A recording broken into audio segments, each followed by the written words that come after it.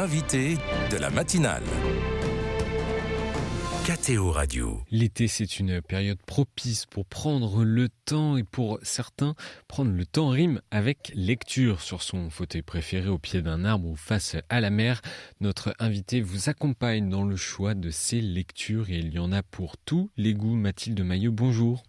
Bonjour. Merci d'être avec nous. Vous êtes libraire à la Procure à Paris, responsable du secteur religion et sciences humaines. Mathilde Maillot, je vous propose de débuter par les lectures jeunesse pour nos enfants, car la Procure vient de sortir un catalogue de plus de 400 références de littérature jeunesse. Alors qu'est-ce qu'on y retrouve ?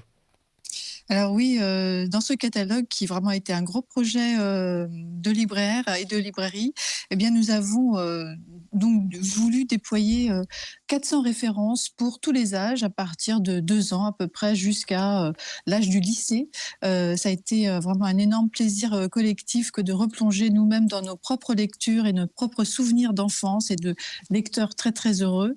Ces livres qui font grandir, donc, eh bien, ce sont à la fois des romans, des toutes premières histoires pour les enfants, pour les petits, mais aussi ces premiers polars, ces premiers livres qui font grandir, qui élèvent l'âme ou qui tout simplement nous font découvrir le monde à travers aussi la beauté, la poésie, beaucoup de choses. On est allé même jusqu'à la bande dessinée et puis on finira sur les grands auteurs classiques. Et pourquoi une telle sélection ? D'où vous est venue l'idée de ce projet ? Alors nous, on est très attachés à la mission de la transmission à la librairie. Vous savez que l'un des très grands succès de ces derniers mois plutôt à la librairie, c'est le texte du pape François et donc sur la littérature. La lecture, oui. Voilà, la lecture et la littérature. Il y a une publication aux éditions Équateur qui est parue donc il y a quelque temps, qui a été sortie à l'automne dernier avec la tribune de William Marx, professeur au Collège de France, qui louait lui-même ce texte du pape François, et donc qui s'intitule, ces deux textes réunis en un seul, s'intitule « Louer soit la lecture ».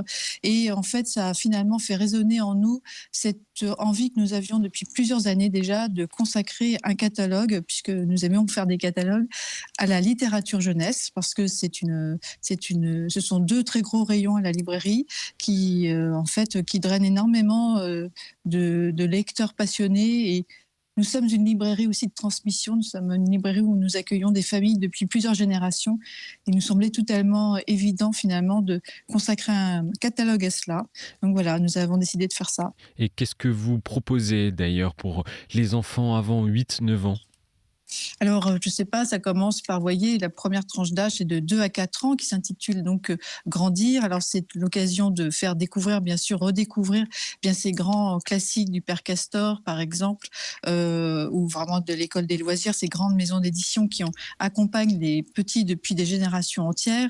Mais vous avez, par exemple, je ne sais pas, moi, Bonsoir Lune, il y a tout un épisode, des pages consacrées au temps de l'endormissement, ça, le soir est toujours un moment propice pour les enfants, à la fois pour les faire lire ou lire des histoires, ou surtout pour apaiser les peurs. Donc il y a Cauchemar dans mon placard, et puis il y a aussi des grandes thématiques de la vie sur la confiance en soi, sur, par exemple, il y a C'est moi le plus fort de Mario Ramos, qui est vraiment un grand classique.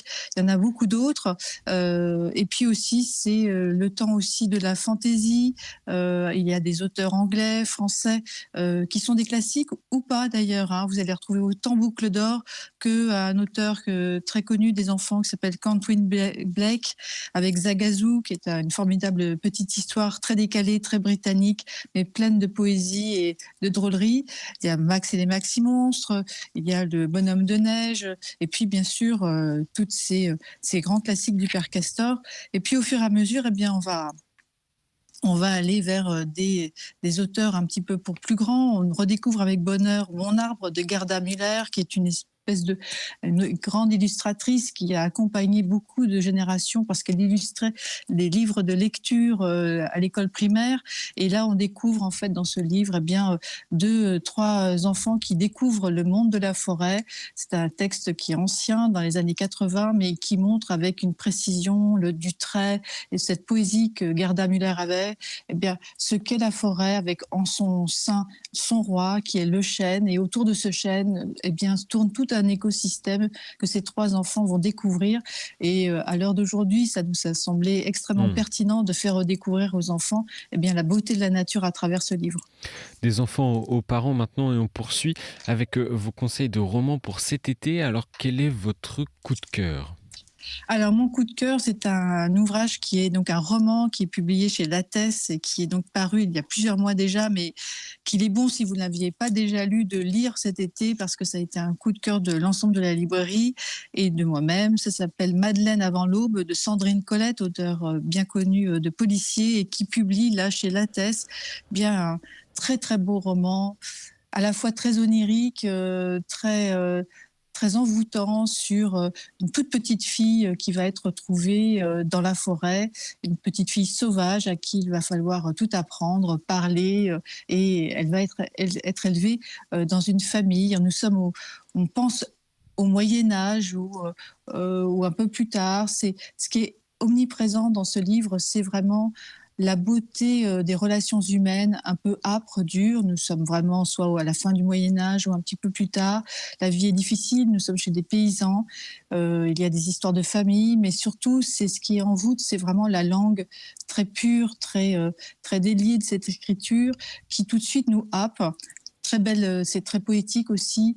La nature est omniprésente. En fait, on fait un vrai voyage dans le temps avec cette histoire un peu rude, mais qui est magnifique et qui célèbre surtout les liens de la famille, les liens humains. Et puis cette nature omniprésente qui est vraiment magnifique. C'est un livre pour lequel il faut avoir du temps devant soi. C'est pour ça que j'ai préféré conseiller cette lecture en premier pour les vacances. Et autre proposition de roman dont vous m'avez parlé, je crois, Malétroit, vie et mort d'une résistante mystique de Jean de Saint-Chéron. Voilà, c'est publié chez Grasset et c'est vraiment un superbe roman qui donc se base sur une histoire vraie, vraiment de cette femme qui va devenir religieuse, Yvonne Aimée de Malétroit. Malétroit parce qu'elle va devenir religieuse à Malétroit, en Bretagne. Et c'est une femme qui a un parcours très particulier. C'est une femme profondément mystique depuis son plus jeune âge. Elle se cherche, elle va choisir la vie religieuse. Elle va pas être simple, elle va avoir beaucoup de difficultés à le devenir, à être prise au sérieux parce qu'elle va avoir des phénomènes, des manifestations. C'est un personnage que nous connaissions déjà à la librairie avant que Jean de Saint-Chéron ne s'empare de ce personnage. On a écrit sur elle, elle fait partie de ces femmes qui ont eu des manifestations particulières, spirituelles, et très fortes aussi, très impressionnantes, avec tout d'un coup des roses qui apparaissent.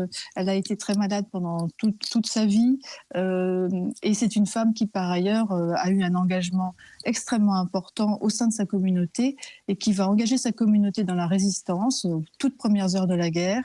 C'est une femme engagée qui va être honorée par les trois grandes nations qui ont combattu le nazisme et elle va être décorée à la fin de la guerre par la France, par le général de Gaulle lui-même, par l'Angleterre, par les Américains. C'est une femme qui a vraiment eu 1000 vies, j'ai envie de dire, et c'est vraiment un personnage éminemment spirituel, mais aussi éminemment romanesque. C'est pour ça que je conseille cette lecture qui est formidablement écrite. Et donc pour découvrir sa vie dans ce roman écrit par Jean de Saint-Chéron, que l'on connaît d'ailleurs sur KTO Radio, Mathilde Mailleux, on passe aux lectures spirituelles pour cet été, si vous le souhaitez bien.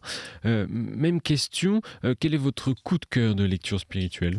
Alors, je pense qu'il y a un livre qui est vraiment qui tombe sous le sens et qui est magnifique parce que c'est un livre à méditer. C'est le moment de le faire quand on a l'opportunité de le faire pendant les vacances. C'est La foi est un voyage. Là encore, ce sont des textes du pape François sur le voyage et sur la foi. C'est publié aux éditions Équateur, toujours avec une magnifique préface de Charles Wright, qui nous initie, il nous introduit vraiment à la lecture avec beaucoup de sentiments, je trouve, à ces textes du pape François qui, en fait, en substance, nous dit toute vie est un voyage, toute la foi est un voyage en soi, la vie dans la foi est un voyage. C'est à la fois, ce sont des textes qui s'adressent bien sûr aux marcheurs, mais aussi à tous les chrétiens, parce que, nous dit-il, l'Église aussi est en chemin toujours, elle marche elle aussi avec l'ensemble des chrétiens.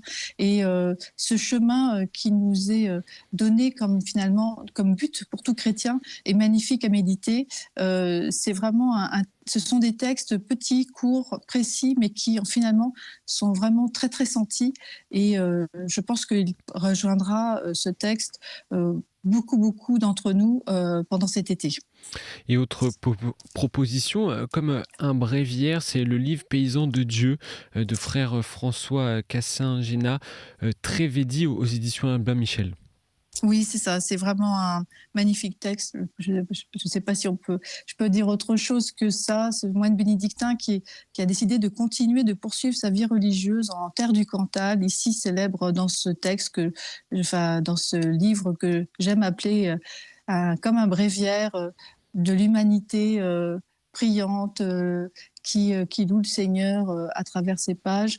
C'est vraiment de très beaux textes qui célèbrent la nature, le quotidien, le labeur auprès des bêtes dont il s'occupe, la célébration aussi de l'amitié, de l'humanité avec ces hommes et ces femmes qu'il côtoie tous les jours, la célébration aussi de Dieu à travers ses propres célébrations religieuses, quand il dit la messe, cet émerveillement devant la nature qui lui est donnée et offerte tous les jours, qu'il célèbre avec beaucoup de gratitude, ce travail, d'être au plus près de la terre avec à la fois donc cette nature, mais aussi c'est très à la fois très charnel, mais extrêmement spirituel. Ça nous fait prendre conscience de la beauté du monde et de la beauté des liens humains qu'il faut chérir et conserver. C'est vraiment magnifique.